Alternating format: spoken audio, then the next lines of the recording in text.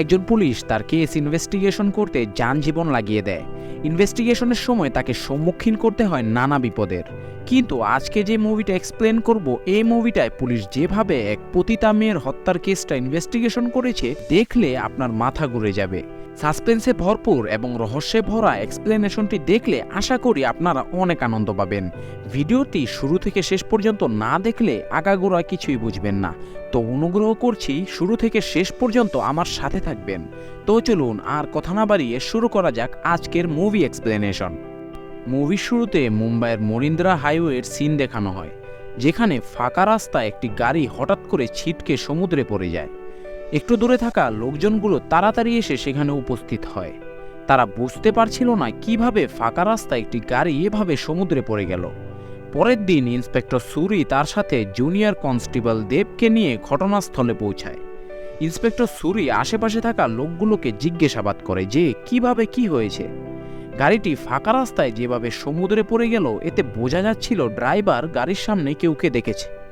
পরে গাড়িটি সমুদ্র থেকে উঠানোর পর সবাই দেখতে পায় গাড়ির ভিতরে আর কেউ নয় বরং জনপ্রিয় অভিনেতা আরমান কাপুর রয়েছে।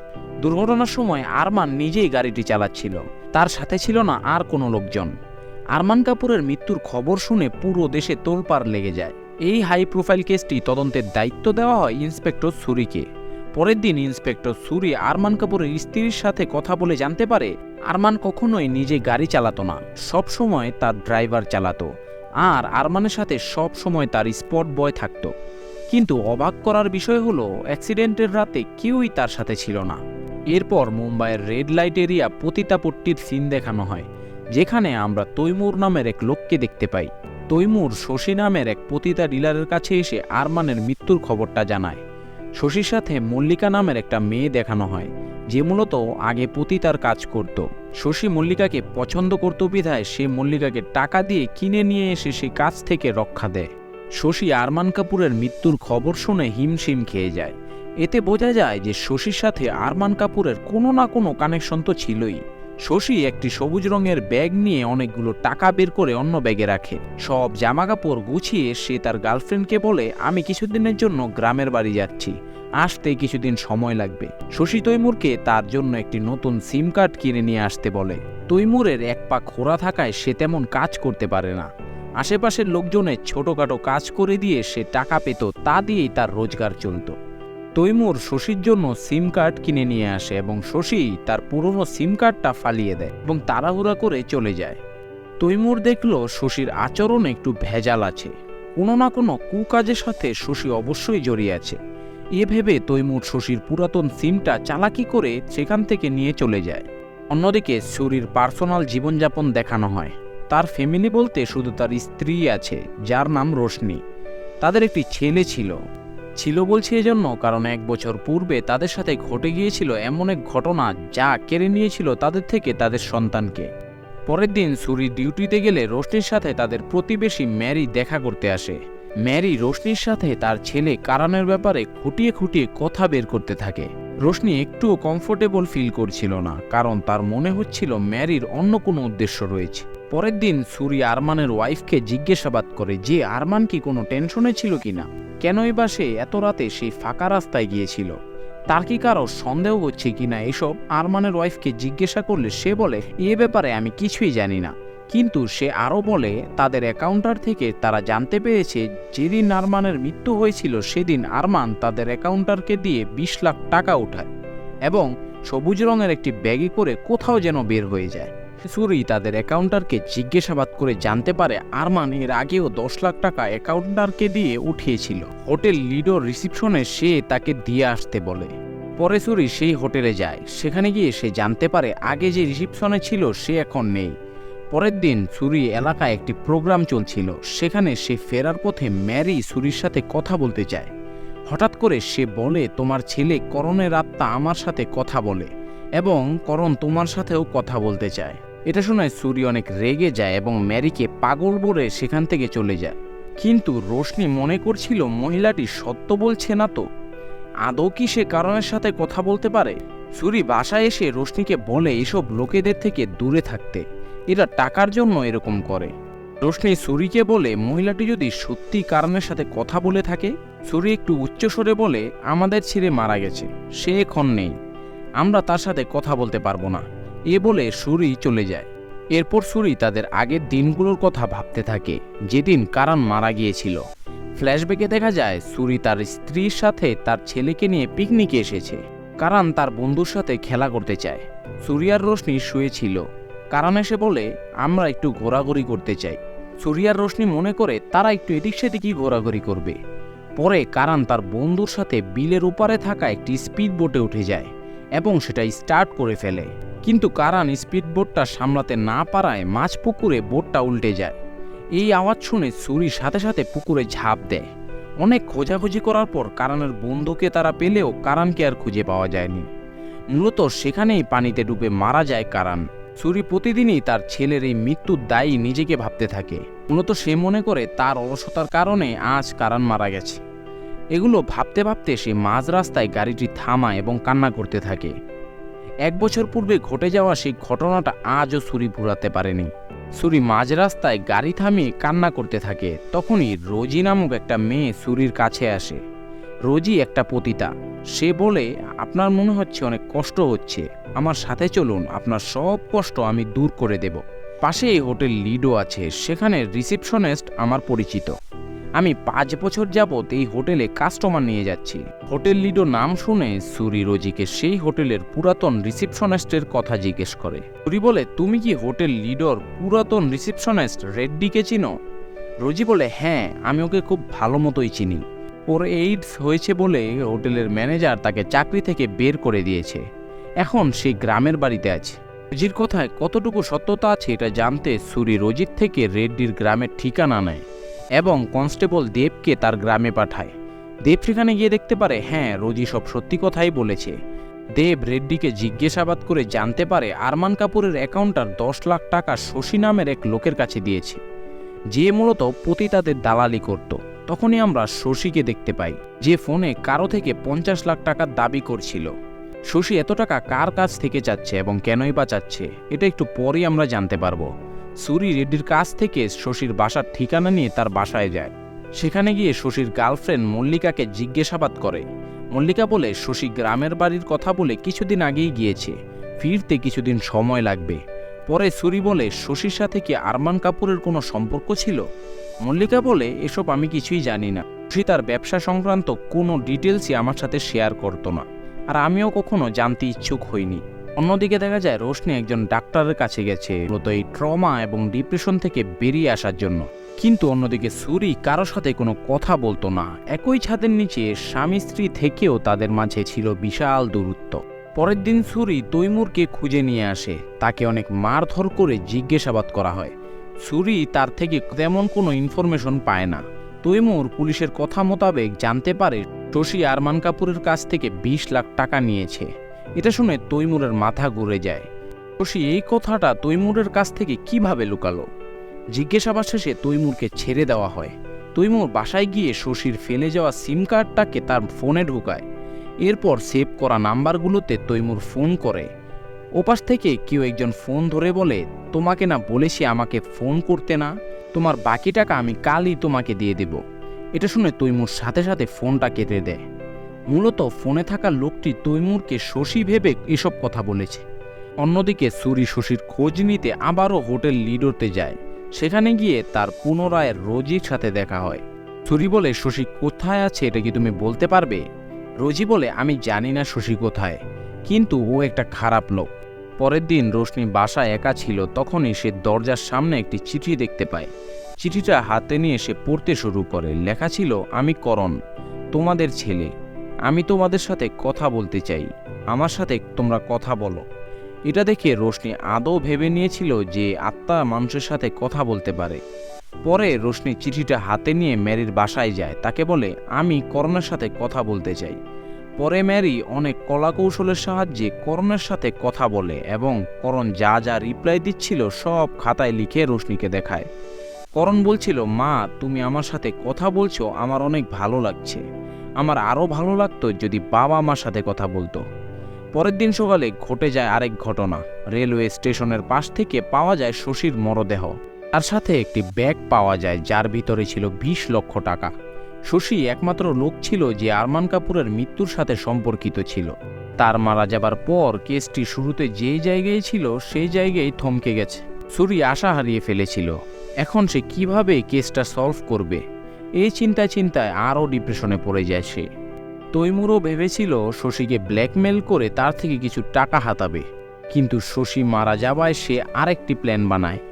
তৈমুর মল্লিকাকে ধরে নিয়ে আবার সে পতিতালয়ে রেখে দিয়ে আসে যে নরক থেকে শশী মল্লিকাকে উদ্ধার করে নিয়ে এসেছিল। তৈমুর শশীর ঘরে ঢুকে তন্ন করে টাকা খুঁজতে থাকে, কিন্তু সে একটা টাকাও পায় না। আরেকটু খুঁজতে খুঁজতে তৈমুরের হাতে এসে পড়ে একটি ডিভিডি, যেটা অন করে তৈমুর দেখতে পায় আরমান তার 2 বন্ধুর সাথে হোটেল লিডো থেকে একটি মেয়েকে সঙ্গে নিয়ে বের হচ্ছে, এবং সেই মেয়েটি আর কেউ নয় বরং রোজি। তৈমুর সাথে সাথে একটি ফ্ল্যাশব্যাকে চলে যায়, যেখানে দেখা যায় রোজির মাথায় অনেক আঘাত লেগেছে। শশী তার সঙ্গেই আছে। শশী তৈমুরকে বলে, এ ব্যাপারে কাউকে যদি তুই বলিস তাহলে তোকে খতম করে ফেলবো। পরে তৈমুর শশীর সিম কার্ডের নাম্বারে ফোন করে। এরপর আমরা জানতে পারি ফোনে থাকা লোকটি আর কেউ নয় বরং আরমানের ছোটবেলার বন্ধু সঞ্জয়।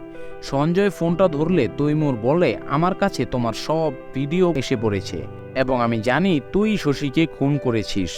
তুই যদি আমাকে 10 লাখ টাকা না দেস তাহলে আমি সব কিছু পুলিশকে বলে দেব। এটা শুনে সঞ্জয় বলে যে আমি আপনাকে পরে ফোন করছি। সুরি বাসায় আসলে দেখা যায় রোশনি সুরির সাথে খুব হাসি মুখে কথা বলছে। তাকে দেখে মনে হচ্ছিল তার ভিতরে সব ডিপ্রেশন একবারে মরে গেছে, কিন্তু সুরি কোনো কথা বলতো না।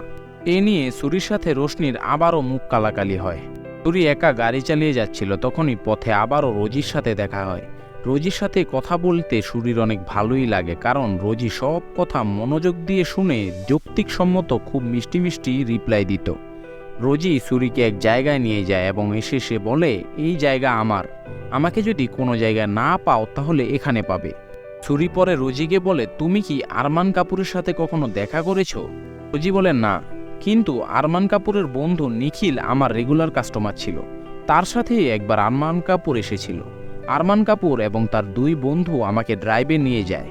রোজি আরও বলে, আমার একটি বান্ধবী ছিল, 3 বছর পূর্বে সে একটি কাস্টমারের সাথে ড্রাইভে গিয়েছে আর ফিরে আসেনি। কি অবাক করা কাণ্ড না? জলজন্ত একটা মানুষ হঠাৎ উধাও হয়ে যায়, কিন্তু সমাজের খোঁজ খবরও রাখে না।